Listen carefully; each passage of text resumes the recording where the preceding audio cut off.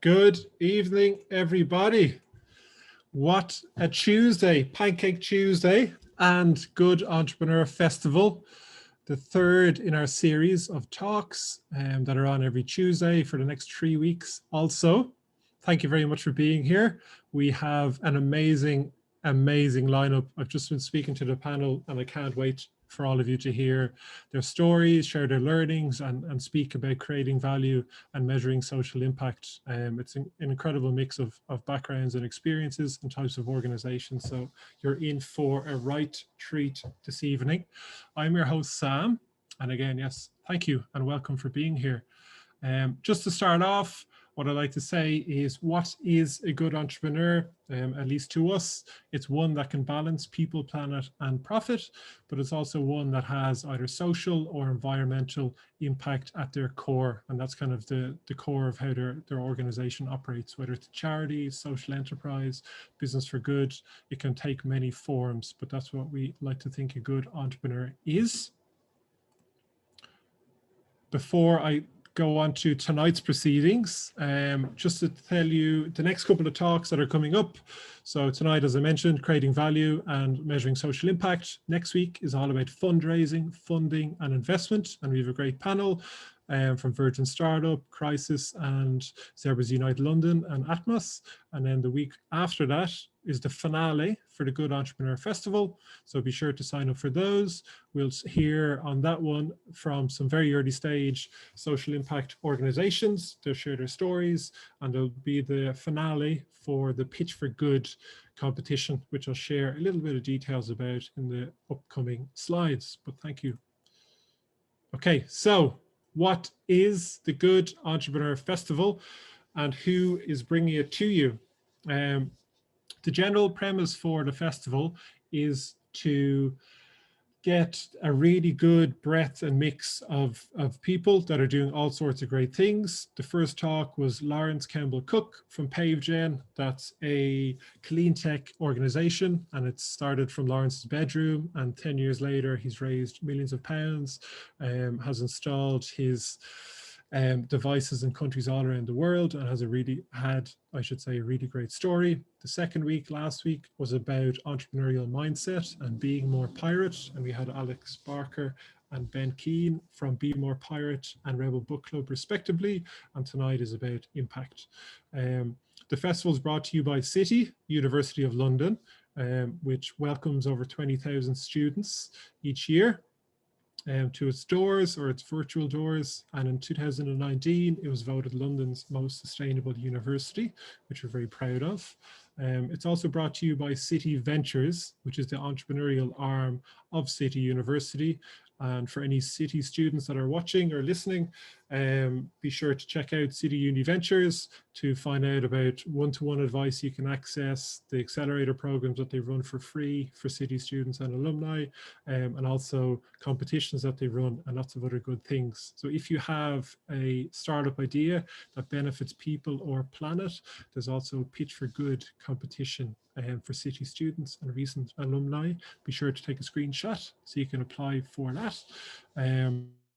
I am Sam, as I mentioned, and I am project managing a new space called Better Space. That's that I'll go into a little bit of detail. I run a couple of creative businesses, one being MYO and Creative Jungle, which help tens of thousands of adults across the UK get creative every year. And I've worked in a couple of social enterprises, one called Kamar Education, that help provide digital literacy skills to children across Africa, and also Virgin Startup, which is part of the Virgin Group and supports startups all across the UK. So what is Better Space, which is one of the partners on the festival? Good question. So Better Space will be an inspiring and affordable co-working and event space for social impact businesses, change makers, and people who are trying to make the world a better place. It'll be in Islington, and it's in partnership with Islington Council and City University, and we hope it'll be the home of the next Patagonia, the next Pip and Nut, the next Bulb, Us2, Honest Mobile, all the organizations who are really balancing people, planet and profit, or having a positive social or environmental impact. So be sure to sign up for updates if you're looking for space. And on the right hand side, that's a picture of the amazing building we'll be in which we have 2 floors. Back to tonight and less of my rambling. I'd really like to welcome Rima, Jan, Emma and Eamonn back to the stage. We're going to talk about creating value and measuring social impact. Be sure to ask questions. So please, there's a Q&A box. We do look at all the questions. So be sure to ask them as we go through the talk, or post any questions to the social media accounts that you see there. I'll have a series of questions that I'll chat about for the first 40 minutes or so. And then as everybody submits questions, I'll be sure to ask them for the last 20 to 25 minutes. So if everybody could come up to the stage, we shall get started. Okay, welcome back everybody. What I'll do first before I stop sharing the screen is just show you this, everybody, this slide very, very quickly. And hopefully over the course of tonight's event, you will be able to tell who does what. So just to kind of picture a little bit about what everybody does. Okay, so I'm going to stop sharing the screen and we're going to get started with the first question. But thank you all so much for being here. Eamonn, Rima, Emma and Jan, very, very excited. And I'll throw out the first question. Eamonn is at the top of my screen, so if you'd like to go for the answer. The question is, why do you do what you do? How do you create value? And what is the impact of what you do? Okay, good evening, everyone. So why I do what I do is, when I was at school, I felt like I wasn't engaged in a way that resonated with me as an individual, as a young male. And I found it very difficult, the traditional way of education. And teachers kind of struggled with me. I was quite boisterous. So I felt I was kind of let down by the system, or the untrained teachers. They never had the resources to deal with my behavior. So rather than trying to support me, they preferred to exclude me from the classroom and away from the environment. So I always said to myself that once I'm in a position to, I'd start an organization where I can empower young people and also empower teachers in a way that can engage young people, so that we can empower them to be better individuals. And it just sent me on a long kind of journey, and I kind of realized quite a lot. What we do is we go into schools and we work with young people that are classed as at risk. They could potentially leave school with no qualifications and potentially become ghosts. So they're not employment or education or training of any sort. We do that through simulated training. So we've got many ways that we engage young people, but our real foundation and what we started the organization with is simulations, kind of gamifications. So we put them in scenarios where they can learn communication skills, self-belief, leadership skills, communication skills, money management in these interactive games and simulations. And that's kind of what we do. So yeah, that's us in a nutshell. Nice. No, it sounds incredible. And I know you mentioned before you do a lot of karate. Why did I say karate? Karate. And that's one of the classes is kind of a lot of. I've got to stop you there. It's Brazilian Jiu-Jitsu and Judo, so it's not karate. So that's all right. That's all right. I've been watching Cobra Kai recently, so it's been all about karate. Sorry. That's all right. And Emma, if you'd like to similarly go through kind of what do you do, how do you create value, and what's the impact that you have? Thank you very much, Eamonn. Yeah, so hi everyone, I'm Emma. I'm one of the co-founders of Library of Things, and I'll come on to what we do in a minute, but I suppose where it started for me was at school also. I started my first little business running a tuck shop out of my locker at school, and I just loved the immediate feedback, I guess, of making your own money, and saved up enough to buy a plane ticket and I went traveling. And I completely then shifted my plans for what I wanted to do, and I went off to study natural sciences and environmentalism.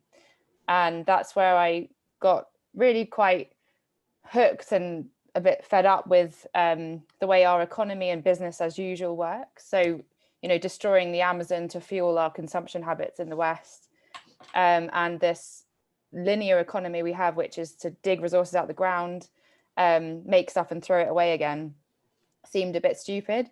And Library of Things really is about sharing and reusing and repairing products. So we save people money and reduce waste at the same time by lending out products like drills and sewing machines and sound systems. So you no longer have to buy them, but you simply borrow them for a day and return them.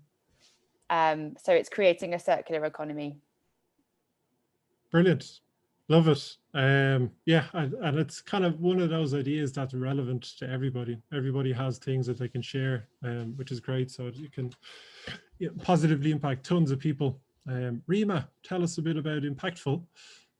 Hi guys, yeah, really lovely to be here and be on this panel with you all. So I'm the co-founder of Impactful, which was founded on the belief that every single business has both the responsibility but also the opportunity to have more positive social and environmental impact throughout their business. And this impact isn't just like a moral obligation. It's not something that you should do because it's good for the world. There's also incredible commercial benefits to a business for doing this. You're actually a better business by investing in some of these things. Myself and my co-founders met on an innovation program called Year Here, based in London. And we saw some of these tools that exist in the social impact space of creating change. And we kind of questioned, why don't we have these things in the commercial for-profit world? Why is all of the change expected to happen in the NGO, social impact, charity space? And we were like, there's a missed opportunity here, because actually this stuff is really exciting. Businesses can get involved. They also have loads of resources and tools to do this stuff. So why don't we take some of these tools and skills and resources and expertise out of the impact space and into the for-profit commercial space? Because actually 99% of small and medium-sized businesses in the UK are kind of those smaller organisations, not your big corporates. And so if we're really going to make a big shift towards a more sustainable future, a more socially just world, we really have to be bringing the businesses along with us. So we kind of make all of that information more accessible and actionable for businesses to take steps now to kind of transform their business and have more positive social and environmental impact. Nice. I imagine you're getting very, very busy with lots of SMEs, small companies really wanting to make changes and figure out how to do it. So it's very, very timely. Jan, tell us about Klabu. Yeah, thanks. And nice to meet you all. It's so strange to talk to a screen. I'm here in Amsterdam, but I feel connected some way with everybody. Thanks for the question. The why is a really good question, because that's where it all starts. And since we're with a relatively younger audience, that's perhaps something I would share with everybody is, whenever you have an idea, start with, why do you want to do this? Because if the why is super strong, then it doesn't matter if you earn a salary out of it, or if you're having really tough times, you'll always go for it. And for me, the why is the power of sport. From very, very young age, wherever I was, whether it was on holidays or at school, I always just loved to play football with whoever. And at the age of 18, I did an internship at the UN, the United Nations, in a refugee camp in Ghana. And I hated the United Nations, to be really honest. It was so bureaucratic. And I didn't feel at home there, but where I did feel at home was on the football pitch in the refugee camp. And that moment that I was there with guys from Liberia, Sierra Leone, from Ivory Coast, we didn't speak a language, we just played. And after that, I became a lawyer, corporate lawyer. I did mergers and acquisitions. And after 4.5 years of M&A and finance, that was the moment that I started thinking about, what am I doing and why am I doing it? And I felt that urge, that power of sport coming up again.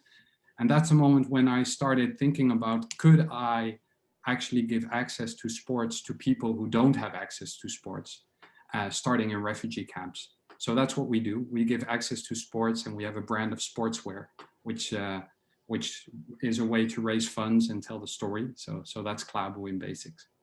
Nice. And it's in FIFA 2021 for any gamers out there. Be sure to check it out. The strip is in it.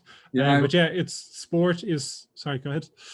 well, indeed, it's crazy. But this year that we launched in FIFA, they approached us and they said, "Hey, we like what you're doing. Can we feature your kit in FIFA?" We were like, "Let us think a moment." And yeah, it's there, so you can download it in FIFA. Your keyboard was on fire, I'd say, when you got that email straight away. But yeah, sport is such a good. It's the great kind of not equalizer, but it's such a good way to connect. Yeah.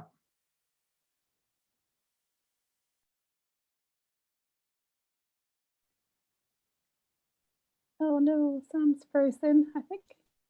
Oh, have we lost Sam? It does look like that we lost Sam. So going around the houses, we heard from Rima, we heard from Eamonn, we heard from Emma, Jan. Are we missing anyone? No, that was it. No, okay. I'm just going to give Sam a few minutes, and hello everyone that is tuning in as part of the attendance. My name is Rui. I work with Sam in City Ventures, so I'm kind of taking over so Sam just left. So I'm taking over, and I'm on the back trying to troubleshoot any of these moments. We have a fantastic panel tonight. So Sam had a few questions prepared, but I'll probably just get a few questions going, and I think that one that is probably he's back. Sorry. I've changed Wi-Fi. Third talk. There's bound to be a technical issue, so sorry. Apologies for that. Thanks. I was just literally saying, Sam, to the audience that you had questions prepared. I was just going to fire a few questions. Do you want to take over from here? I guess so. Yeah. Yeah. Crack on. I'm glad that you came back.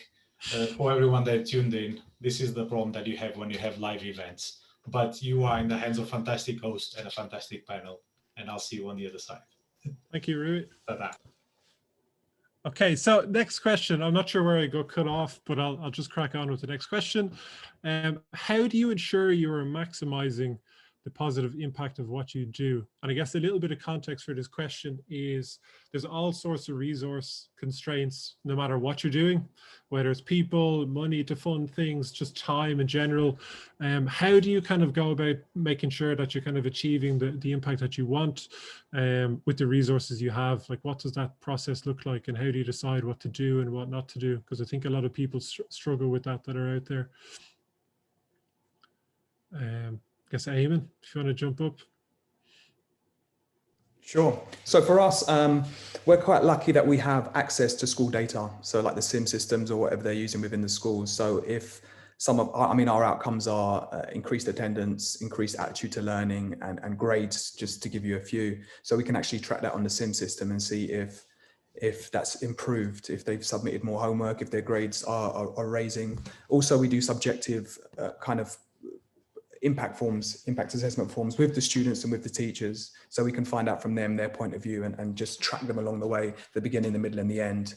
And we always have one-to-ones with the young people as well, so we can understand the progress they're making and the changes within that. So that's mainly how we do it, and just making sure we're sticking to our theory of change. That's the main thing. We always have to come back and make sure that we're not veering off track with regards to ourselves as an organization and getting lost chasing the money, that we're always staying focused and sticking to our guns and sticking to our mission and our vision. Nice. Would it be fair to say that that's evolved over time? As in, it's almost, because you've been doing the business for about 8 years now, like, has that been there from the very start, that you had kind of systems in place, or is it kind of, as the years have gone on, you've had the time and the resources to put them in place? Yeah, that's a great question. I mean, it was a little bit scatty at the beginning because we were just it was a startup. We're trying to survive. We're trying to figure out where we're getting the next paycheck from. But as we started becoming more and more successful and delivering good impact and getting, credibility, we could then sit back and say, okay, we don't need to take that, or we can turn that contract down. It doesn't align with our values. The money might be good for the organization. However, it doesn't fulfill our passion, and it's kind of veers off away from our theory of change. So for sure, So we're at a position now where we can explore different kind of projects, but making sure that it's aligned with who we are at our core. Nice. I love that. Emma, I guess, what's your thinking on this? Yeah, similar answer, I suppose. So when we first started out, everything was informal, and we knew we were on the right track because of the immediate feedback we were getting. So people would come into Library of Things and say, "Oh my gosh, I wish this existed before. This is the best thing ever. This is what I've done with the drill over the weekend. It's transformed my son's bedroom," or something like that. But as we've grown, and we're now 14 people plus in the team, we've had to formalize and be very deliberate about that purpose, because I think just because of the stage of the organization. And so for us, one of the things that's really important is our purpose, our mission is enshrined in all of our agreements. So in our constitution as a company, it sets out this business exists to create value for people and the planet before profit. It lives in our partnership agreements, it lives in our job descriptions, and the values about how we work also live, they're kind of part of the fabric of what we do. So we've had to be more deliberate about documenting it. And then I suppose in terms of measurement, also important, and we have a theory of change, as Eamonn said, which basically spells that out as a framework. And we use triple bottom line accounting, by which we mean, yes, as a business, you report on how much profit or loss you might make, but you also report on the social and environmental impact where it's possible to measure it alongside that. So you always demonstrate this people, planet, profit story.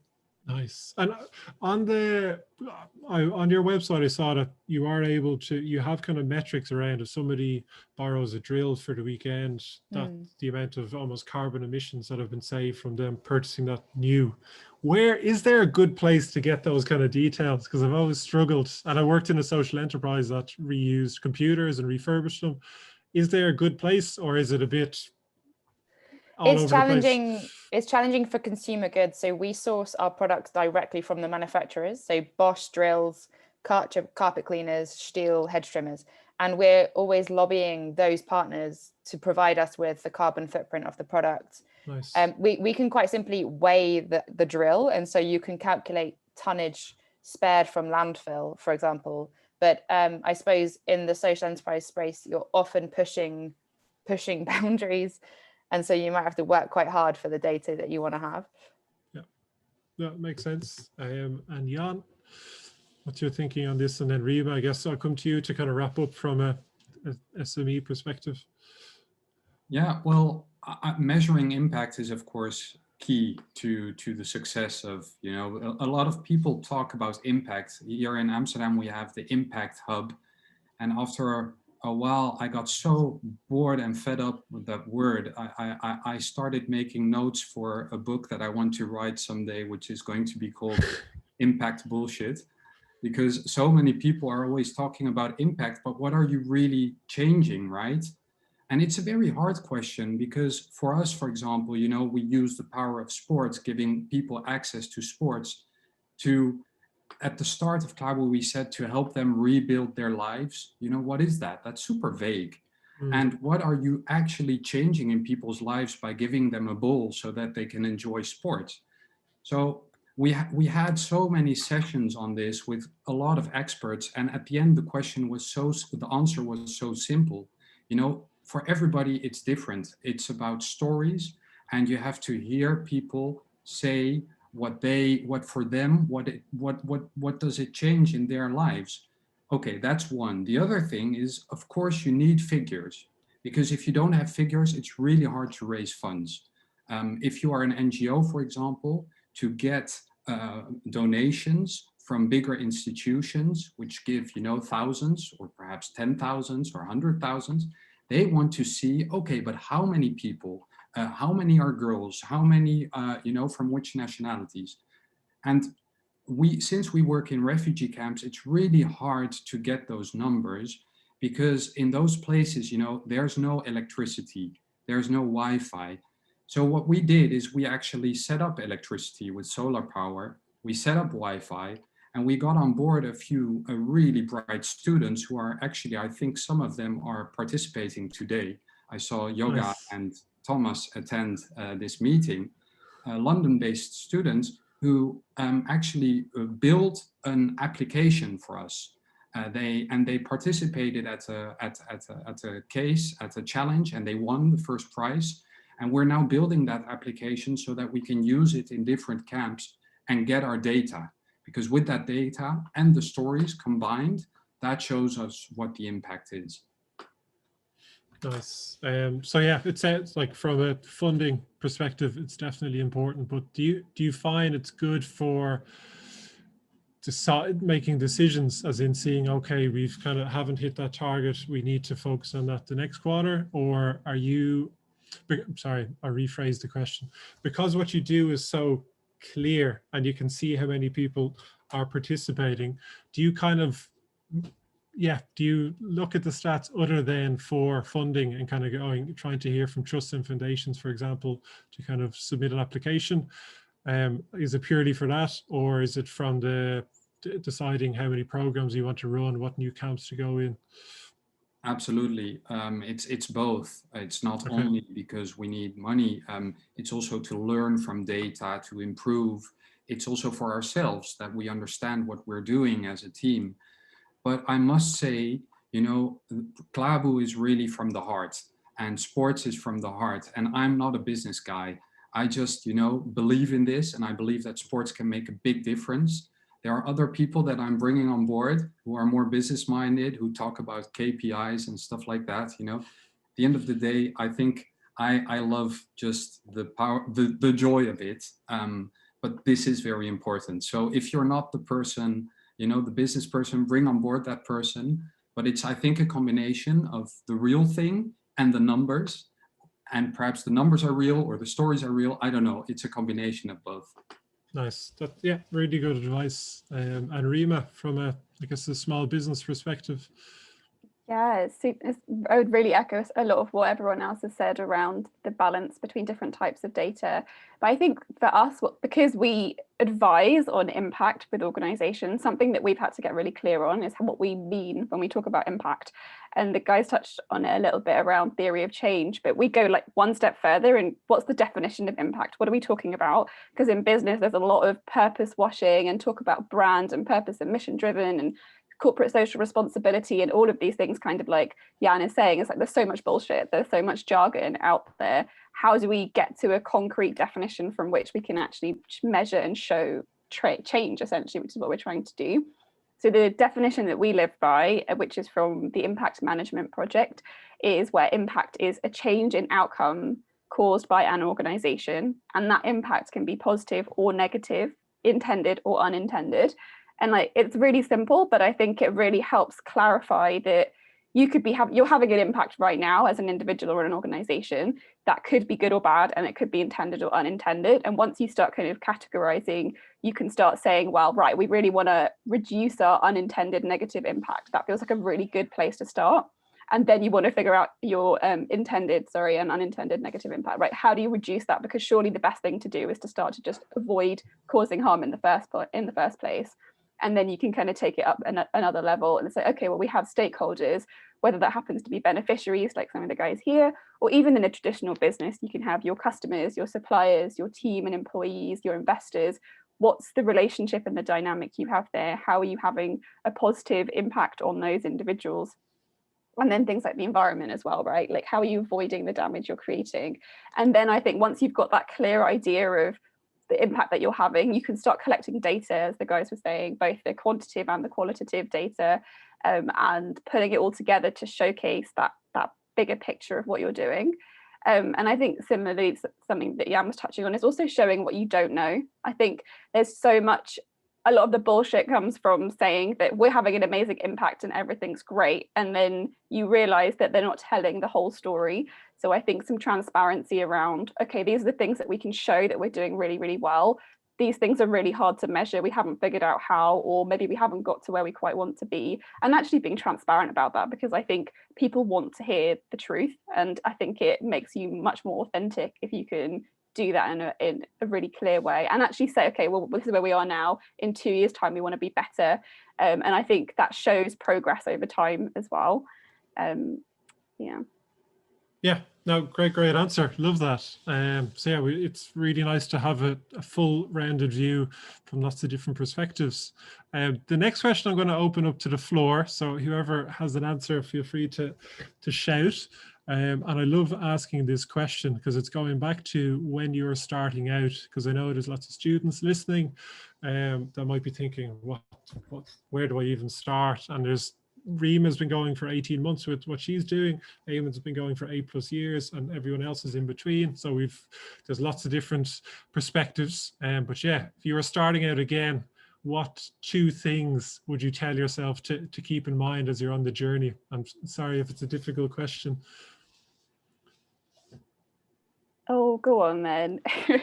I think impact, I think it comes in different forms. I probably tell myself that pretty early on in my career, that it doesn't have to be this grand, ambitious thing.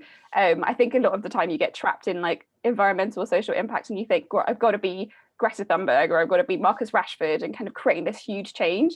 But actually the reality is that you can have impact in your day-to-day life, and that's probably where you're going to have the most impact. So drawing on your personal experiences, like the panel have all talked about, drawing on what's important to you, your personal story, your life, and then just like where you are and your kind of physical place. A couple of things that I always hold in my mind is a quote from one of my favorite environmentalists.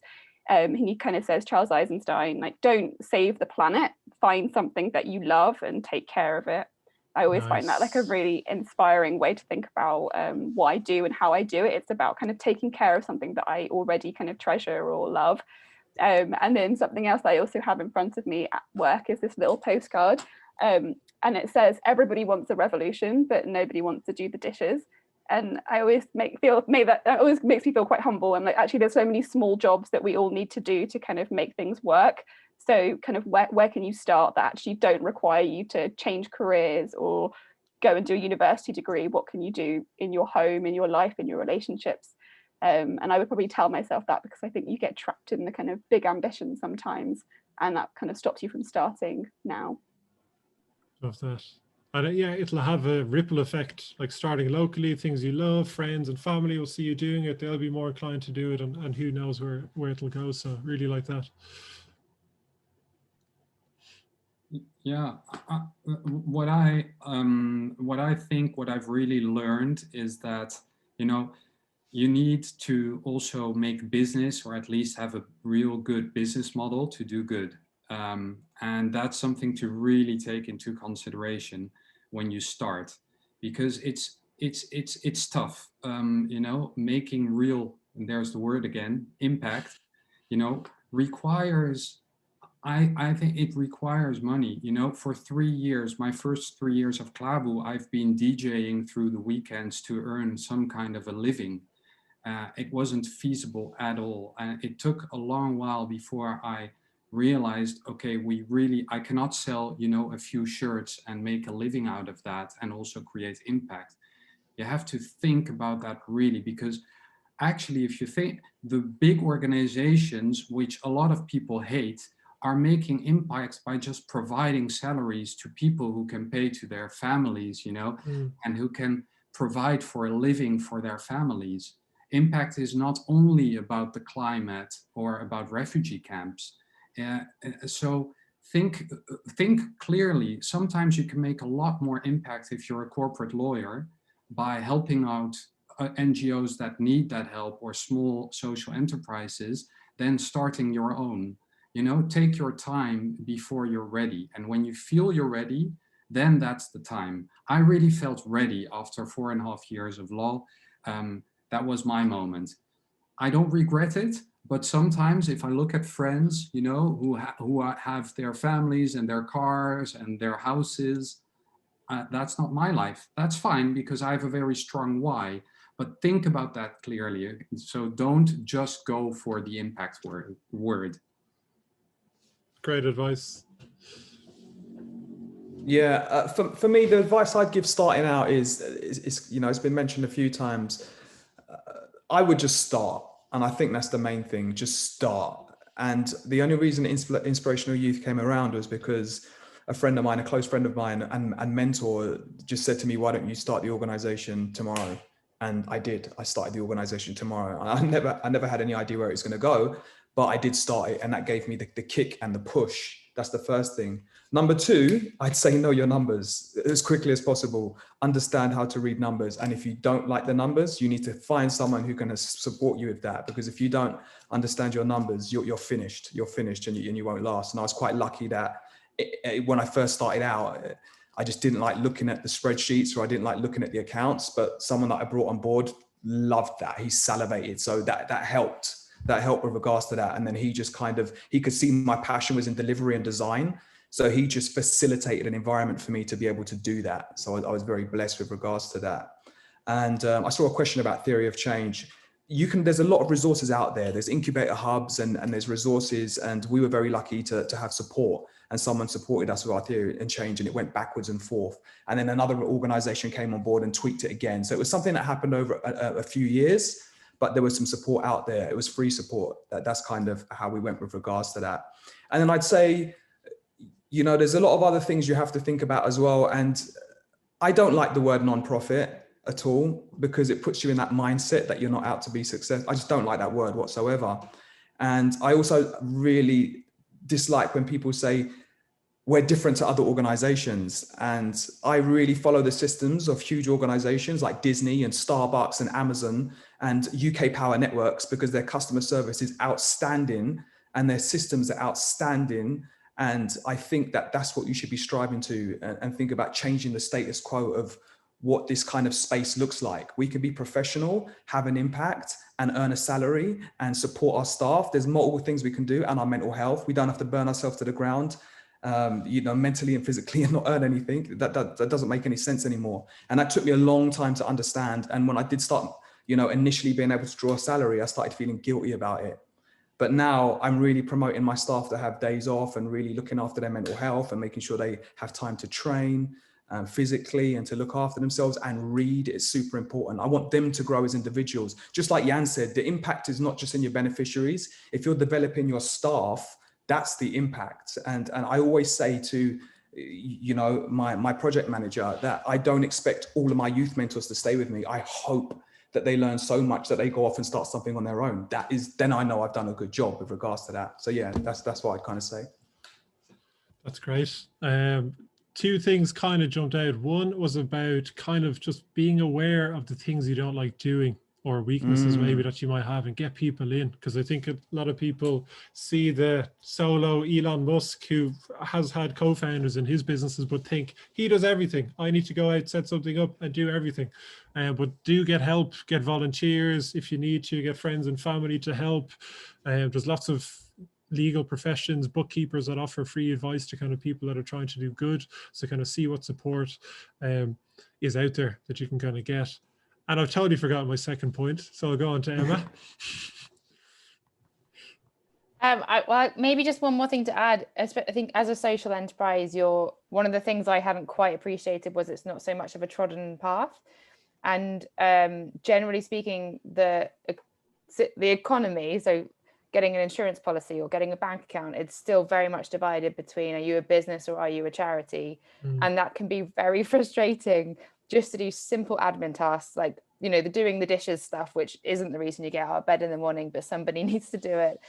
And I think I've realized that was part of the process of the pain was there almost, and that because it's not set up that way. And so by just setting yourself up as a social enterprise and, designing that new insurance policy with a broker or whatever, you are paving some new ground for others to follow after you. And so maybe I wish I'd relished the pain a little bit more as progress in itself.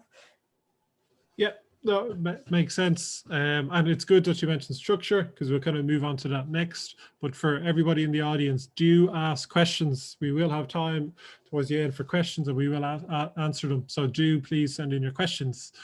On company structure, or organization structure, I should say, it would be great if everybody quickly went through just how they're set up, and briefly kind of the pros and cons of the way they've gone about setting it up. So I guess whoever would like to jump in, go for it. Yeah, I mean, I'll go first. Like, we're a social enterprise, so we're just a company limited by guarantee with a kind of social purpose written into our articles and memorandums. And I mean, we just started, and that was the only thing we had. We had no idea where to go, and we knew we could start there and then choose a direction. So that's where we started, and then we wanted to go down the charity route, and we got refused. And I think that was the best thing that ever happened to us, because we got refused, and then we won kind of like a government contract, which was earned income, which gave us flexibility to do whatever we wanted to do with our income. So it was unrestricted. Nice. And we've just stayed with that. We've never had any problems. We've got government, council contracts at the moment. We do, whenever we need a charity kind of background, we'll just do partnership work and for the bigger kind of contracts. But yeah, we've just stuck at that. We've always thought about, for the first 3 or 4 years, I was like, what should we turn into? What should we be? Should we be a CIC? Should we be a charity? And then we've just found out that we're doing our delivery just fine with the, with the kind of setup that we are at the moment. Nice. Out of interest, has that structure changed much in the last 7-8 years? As in, is it the exact same kind of articles of association and memorandums of association and stuff like that for social enterprises, or have you more obligations as time has gone on, or is it kind of the same as it was originally? Well, I'll be honest with you, we didn't know what we were doing at the beginning, so we just copied a charities one. It was only a couple of years in when a funder looked at it and said, but this is written for a charity. So we had to kind of tweak it to fit our organization. And for the first kind of 3 years, we just were lost. We were like, I always felt like we needed to be something else. And then I realized, I think it was kind of like 4 years in, that if it's not broken and we're doing fine and we're generating income and we've got contracts and we're creating impact, why do we need to worry about that anymore? There's bigger things we can focus on. So I've just stuck with that. Nice, that makes sense. And I guess, Emma, you're kind of exploring different models for Library of Things. If you could tell us a little about that. Yeah, of course. So similar to Eamonn, we started off as a company limited by guarantee, but we bolted a non-profit distribution. And I think at the time we very first started, it was the main point is about where is your capital going to come from? So where will your, ideally you just make revenue from day one. And that structure, the company limited by guarantee, served us for the first 4 years when we were majority grant funded with some trading income. And then 2 years ago, we reached a junction in our road where in order to really grow, we needed to invest more money than we'd ever make as a surplus, properly in technology development and in salaries for our team, which is expensive, basically. And so we restructured it as a company limited by shares. So still a social enterprise, but we needed to keep our mission and our values the same and at the heart of the business. So we've gone down a route of what's called steward ownership. So you might think of a company with shares, and the reason we needed shares, by the way, was to raise equity investment, because a company limited by guarantee doesn't have any shares that you can sell. But what was important to us was to decouple this relationship between a kind of a normal company in law. Is primary goal is to create value for its shareholders, whereas for us it's to create value for people, the community and the planet as a whole. And so we needed to redesign that organizational structure. And the simple thing for me to say is there's a good blog on our website, Nice. Profit with Purpose, which does a better job at explaining it than I probably can in a couple of minutes. No, sounds good. Because I think a lot of people struggle with that, is they get set up and then they worry about, as Eamonn kind of alluded to a little, it's like, what is this the right thing? Should I change? So it's comforting to know that you can change and tweak things a little bit. But I guess for anybody listening that's thinking of setting up, do try and get some legal advice before you get started, and kind of outline what your vision for what you're trying to do is. Jan, Klabu, what kind of structure is that?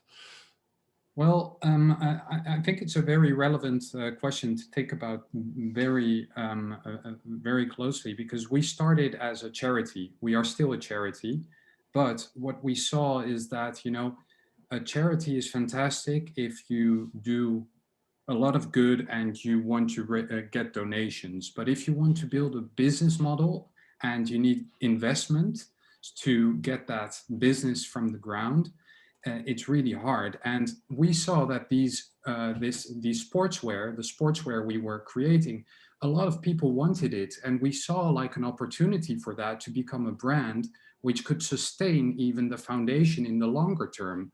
So we saw this, this could become a business which would support the foundation. So we turned the brand into a social enterprise. That was quite some legal work, which I don't recommend. So it's better if you think about this very closely again before you do this transition. And I think the key here is transparency. Whatever you are, whether you're a charity or a social enterprise, or I don't know which kind of legal organization types you have in England, but be transparent on your website, in your communication, so that people understand with who they are dealing. On our website, we are very transparent, but still people are not always getting it. So, you know, do a good FAQ, and then people will understand. So for us, we are a charity and the brand is a social enterprise. And in the long term, the brand should sustain the charity without depending on donations only. So I would always recommend building a business apart from a charity, or just build a business. Yeah, that's great. Rima, impactful. How's that set up? Yeah, we are nice and simple, so quick to go last. A company limited by shares, very much for flexibility and ease. As a lot of people have said, a lot of the more social structures are complex and take a lot of work and legal advice, and I guess just learning to make sure you do it in a really appropriate way. And also we're still young and bootstrapping, so we want to have the most easy structure that we can manage ourselves. And we're coming into a year in, and I also think because of our business model, we don't have huge overheads, it's just the team. So if we were, I think we'd be different if we needed technology or to invest before we were making revenue, but we're kind of the kind of business where we can start selling and making money kind of as we go. So yeah, nice and simple for us. But I think the ideas of things like mission locks and embedding the impact and having dual purpose will be something that we think about in the future, because I think it's really important to get it into the legal structure, because that then allows you to make decisions in a different way, I think. Any final points on that from anyone, or shall I move on? But it's really useful advice, so thanks everyone. Cool. Next question. What makes you optimistic and pessimistic about the planet and people in the world currently? So a bit of a broad question, but kind of what makes you hopeful and happy for the future, and what makes you a little bit sad? Yeah, I'd like to go first. I mean, what makes me optimistic is our generation. And by generation, I mean, you know, young until, you know, 40 years. I feel that there's a strong urge to do good, and that people really are understanding that we need to take action. And I think we're just at the start of the whole social enterprise movement. It's very early days. So I'm very optimistic about that. What I'm pessimistic about are people who are just, you know, wanting to make money and are just, but you need those people. So if there are people in your network that are just, you know, they are just working on getting as much money as they can, you know, you can always inspire them by telling them what's up in the world and see how they could contribute. I always believe in collaborations between two worlds. The world of the very commercial people and the world of the people who really want to do good. And it's in the middle where the magic happens. So I always try to build connections with people, with partners. And that's, I think, what you also need to do when you start up anything. Nice. So yeah, collaboration is key. Yeah, I'll just follow on from that. I agree with Jan. I'm very optimistic about the future. I believe that social enterprise is going to be something that's going to be requested by government in specific organizations to make sure that you're having an impact or you're giving back in a specific way. And I truly believe in partnership. And that's one thing I would recommend to anyone out there. If you see an organization out there doing something that you're doing, I'd highly suggest reaching out to them. Don't see them as competition, see them as possible partners. That I can't stress that enough. That's the way that I made it. Anyone I thought that was doing something better than me or different we've just become friends. And when the climate is developing, we have conversations, and it's more like we're strategizing to see how we can better ourselves. And I always look at our mission and make sure that we're following. And I always say to my team, if there's someone out there in the area, in the community, doing it better than we are, we shouldn't exist. We should cease to exist. So we have to make sure that we're constantly developing and working with those individuals. And I'm kind of a little bit pessimistic about this current situation and how the smaller businesses have suffered and the bigger businesses have kind of generated a lot more income and benefited from it in a specific way. So that's probably the only thing I'm a little bit upset about at the moment, especially seeing, I mean, I very much believe in my community and I very much buy local. And it saddens me to see that the local shops, specific, like a few of them have already shut down and things like that. But then you see these bigger organizations with these milestone profit margins over the last year or last few months. So that's kind of the only thing. Yeah, no, it's a very good point. A lot of the large retailers are doing great, but the smaller independents are really, really struggling. I love your point on, for want of a better word, competition. As in, I think people who are genuinely trying to make things better, there is no competition. They want to help, collaborate, work with other people. So as you said, do reach out to organizations, either to learn from them, to partner up, to increase your impact. And that's really good advice. And Emma and Rima. Okay, yeah. So it's hard on Zoom, isn't it? I think, yeah, the big picture things that are interesting and like optimistic for me are the way that I think the climate conversation has changed over the past couple of years. I think we really are starting to see a shift, and I'm like cautiously optimistic. There's clearly a hell of a long way to go, and maybe we've already damaged a lot of things that are irreparable, but there's kind of talk of things like, have we hit peak oil? Like, are we stopping to getting to the point where we've reached the limits in terms of using fossil fuels? And I think that that's a real reality for a whole bunch of different reasons. Big investment firms all around the world are divesting from those industries that are kind of polluting in fossil fuels and non-renewables. And I think where the money goes, that's kind of where people will follow and the business will track too. So I'm kind of cautiously optimistic about that. Things like, I think when we have deadlines, so things like net zero by 2050 or 2030, or no more polluting cars by 2030, it forces change. So as we start to see some of these changes happening top down, we're seeing everyone having to adapt and innovate to kind of meet these challenges. And that is really exciting, because I think the innovation can create so many new exciting things. I think on the more negative side, I just feel like we don't understand technology as much as we ought to. I think there's so many different things going on in just how we use technology, how it impacts us as human beings, all the different things about just, I feel like it's such a small minority of people that control, manage, own, design tech. And we just need to get more voices and more kind of inclusive, do no harm approach to building these tools, which also have such power and potential for positive impact. It's so hard to separate the two, but I think we need to be really digging into the impact that tech is having, and we're still so like new in that conversation, I think. But yeah, I'm really excited to see where it goes, because I think like the tech for good movements and some of that stuff is really exciting, and open data and open resources. So yeah, I think that's my kind of worry at the moment, is that we're not quite sure of the impact it's having on us.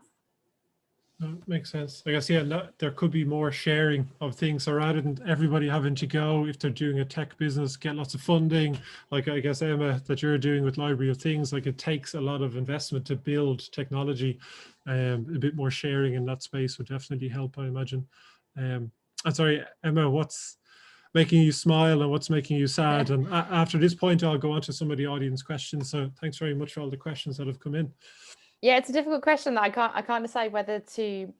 There's some big macro stuff in the world, clearly, because this year was a huge shock to everyone's lives, every economy in so many ways. And part of me thinks, am I optimistic? The power of collaboration and pace that you can have when you're really faced with an emergency, and that brings out strengths in people that you need for something like a climate emergency.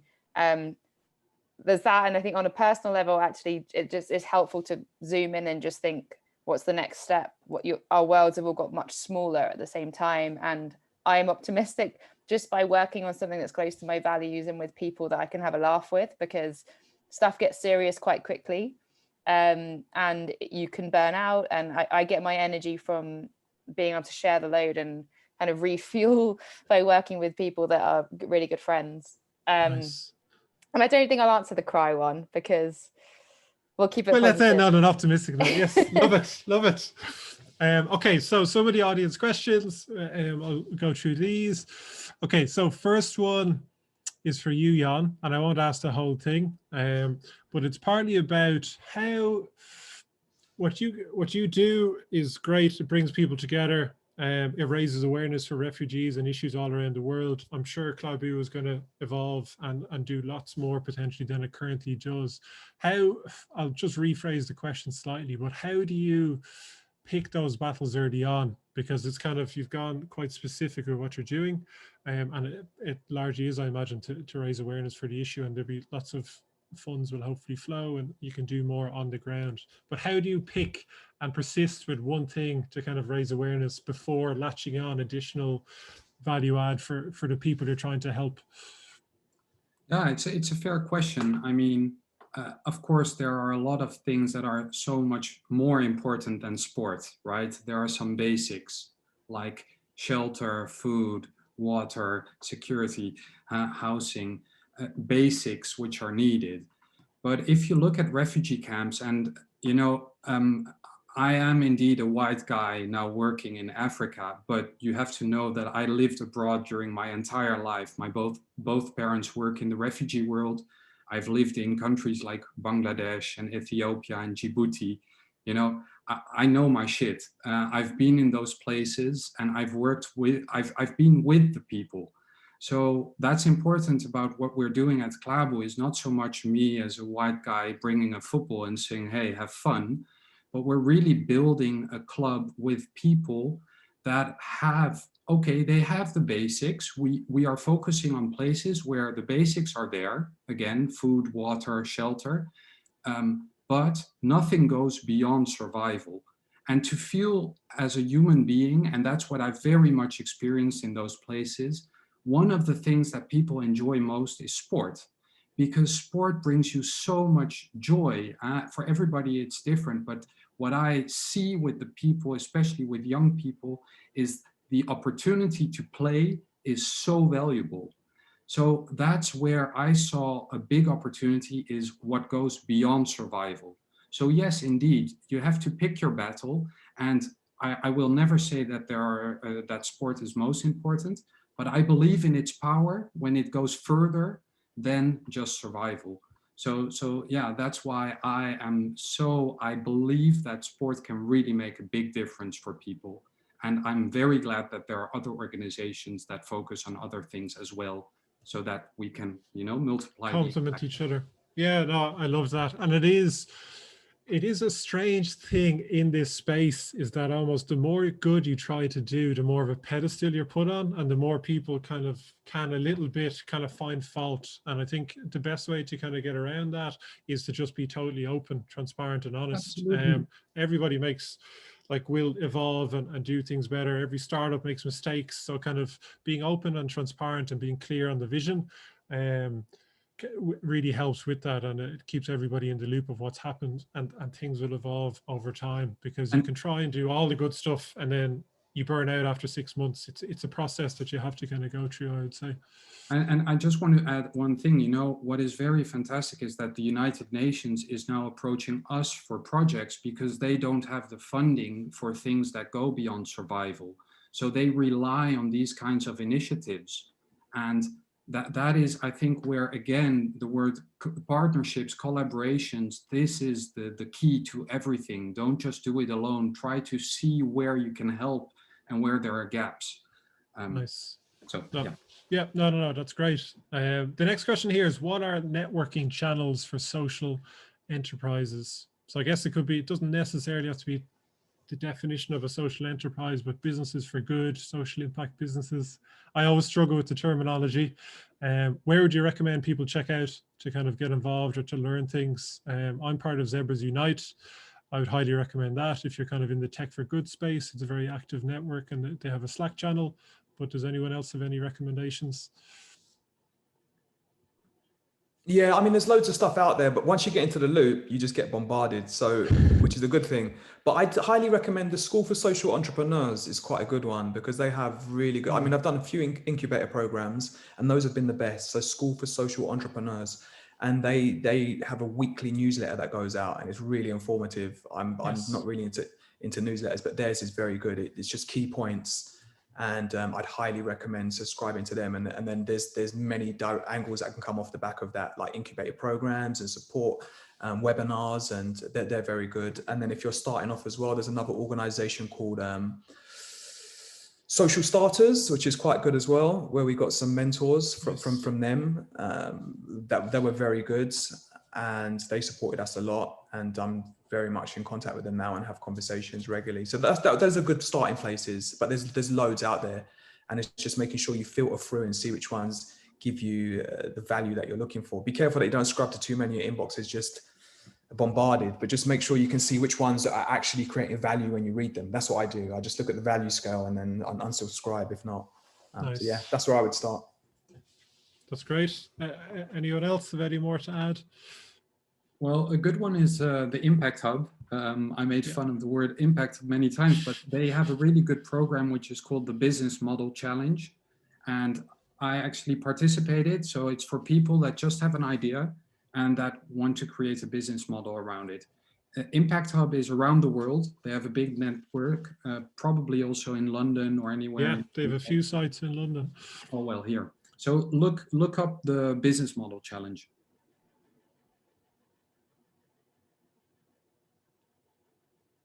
Okay. Emma and Rima, anything to add, or will I crack on with a couple more questions? A lot of what you guys have already said. Escape the City also has just good generic kind of resources. You guys had Ben Keane from Rebel Book Club. If you're just looking to expand your network to interesting, smart people, also there. Year Here is the program that I did a couple of years ago, which is a more intensive program. But if you're really looking to get a start in social impact world, I'd check them out too. Again, a great network there. Nice. And I have to recommend the Better Space newsletter. Be sure to sign up. It's one of the good ones, Eamonn. Don't worry. Try to keep it concise and add lots of value. But yeah, if you are thinking about setting something up, there's just so much support out there. Look, see who you can get advice from, see what programs are on there. They can really help to kind of refine what you do. You never know who you'll meet and can kind of keep connected with on your journey. So do have a look. Don't feel as if you're all kind of alone on it. I'm conscious of pancakes, so I will just ask two very quick questions if you don't mind, just for input, and then I'll do the closing kind of couple of slides. But somebody asked about lawyers. Who would you recommend in terms of getting advice on the structure of your organization? Is there any kind of particular organizations or legal firms that kind of do a lot of advice for people?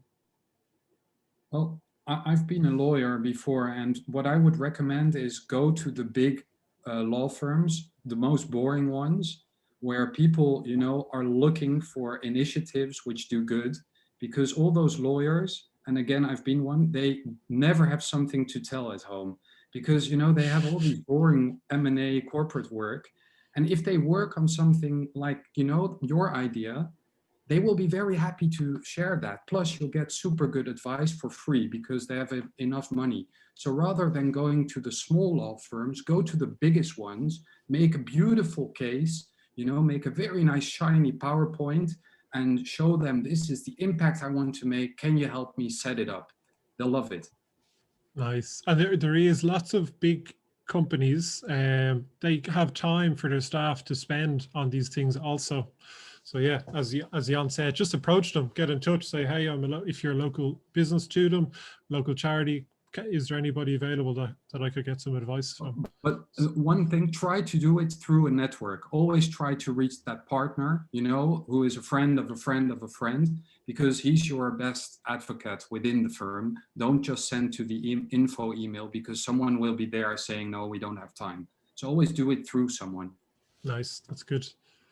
Sorry, Emma, go ahead. I was going to add, Trust Law is a really good resource if you want to get that funded. So you can How do you apply spell that? trust law. Trust law. Trust law. Cool. We also approached some big firms, big boring firms, and we got, you know, a day or two's time, but actually depending on how conventional the work is you want to do, we actually found it that helpful. So we found a reformed corporate lawyer who specializes in social enterprise structures, who goes by the name The Barefoot Lawyer. He's got some cool resources on his website about purpose-led organizations, and linked us up with, I can't remember where they're based, but Purposeful is like a dedicated mission holding organization for social enterprises with unusual governance structures. The best place to find all of that is if you have a look up The Barefoot Lawyer on his website. Sounds great. I have very good vibes about The Barefoot Lawyer. And that last question, so sorry for, I know we've overrun a little bit, is Rima. Just could you give, and the reason I'll finish on this is there is lots of new things starting up, but there's also tons of existing businesses that have been running for hundreds of years, potentially with tons of employees. Could you go through just a little example of what you provide to SMEs and how you can kind of help them transform their impact? Oh my God, this is what's standing in between everyone and their pancakes. How to summarize it really quickly. So we ask businesses and we talk them through kind of like what you would get from a management consultancy, right? What are your biggest business challenges? Where are you struggling? You know, is it your brand awareness? Is it your sales? Is it your strategy? Is it your operations? Is it your team? Really get a sense of what the problems are with the business and kind of where they're struggling and what are their biggest pain points, because that's where they're going to make the most change and see the most impact. And then we tailor impact solutions to fix those problems, right? So if you're struggling with your team, heck, if you're investing into your team and thinking about the impact you can have with them, you're going to see a massive return on that investment, and your staff are going to be happy. Tick on the social impact, tick on the commercial benefit. If it's your kind of operations, or I think another example that was quite interesting is there was a stationery company who were struggling to win contracts. They kind of were falling behind, like not best in class anymore. And working with them, we could get their sustainability best in class, and then they started winning tenders again. So tick on the environmental impact, tick on sales, and it's finding the impact solutions to the commercial problems, which is what our process is kind of driven to do. And if anybody wants to kind of ask a bit more details, like feel free to get in touch, because it's obviously like quite a elaborate consulting project as well. But yeah, that's the kind of philosophy we bring to it, and we have our own impact framework that sits alongside that to help businesses understand what it means to have impact in the first place. Nice. Okay, so I am going to wrap up with a couple of slides. If you could stick around, great. If not, that's totally fine. I really appreciate all the time that you've given. There's a couple more questions in the chat box that I'll answer as well. But if, I guess, to finish up on your side, on the panel side, if you could say your website just for people to check out, that would be fantastic. I'm sure they're all burning to make a note. Mine is inspirationalyouth.org, and I've got the separate one is eonnbjj.co.uk. So yeah. Nice, thanks, Eamonn. So, I'm just impactful.world and hello@impactful.world for anybody that wants to get in touch. Emma. Is that for me? Sorry, libraryoftthings.co.uk. Nice. And for me, it's Klabu. So let me see here, the brand, klabu.org. Brilliant. Okay, so I'll share my screen for the last couple of slides. But again, thank you all so much for coming along. I'll just check where the slides are. Here's some more details on Twitter. And if you'd like to follow people, or if you have any questions, feel free to follow them, send them a DM. I know Rima's on Twitter. Rima's on Twitter quite a lot. So if you have any questions for her, feel free to ask. If you have any questions on Better Space, it's sam@betterspace.london. Be sure, if you've enjoyed this evening, to sign up for the next 2 weeks. So we have Lisa, Liz, and Esme next week, talking all about funding, which in the context of what we spoke about tonight, in terms of creating value and measuring impact, hopefully it's an apt discussion to have. And then the finale is we'll hear from some quite early stage social enterprises doing incredible things. So you'll learn a lot from that. And the finale of the Pitch for Good. If you are a City student or recent alumni, be sure to check out the Pitch for Good details. But I think that's a wrap for tonight. I'm just going to have a quick look at the questions and answer them.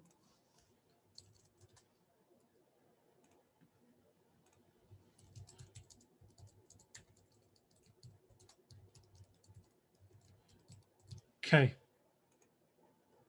That is a wrap. Thank you all so much for coming. Really, really appreciate it. Be sure to check out at Better Space London. If you have any questions, do drop me an email on anything to do with kind of setting up a business, or if you want any advice on anything, more than happy to help. So yes, enjoy your pancakes if you're making some, but otherwise have a great evening. Thank you. Thanks, Sam. Thank you. Bye-bye. Thank you.